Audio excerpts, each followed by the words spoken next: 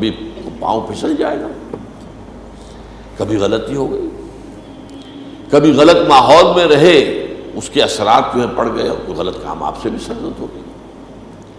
کبھی اندر سے نفس امارہ کا کوئی ابال آیا، طوفان آیا اور آپ کی خودی جو ہے ہولڈ نہیں کر سکی اپنے آپ کو اور آپ بہہ گئے۔ لیکن اس کے فوراً بعد اس کیفیت سے نکلتے ہی اگر انسان کی طبیعت کے اندر پشیمانی پیدا ہو گئی، یہ میں کیا کر بیٹھا، یہ مجھ سے کیا ہو گیا، یہ مجھ سے غلطی ہو گئی،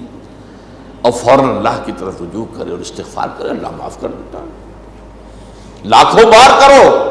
اور معافی، اللہ تعالیٰ کی معافی کا دروازہ کھلا ہے۔ یہ درگاہ ماں درگاہ نومیدی نیست،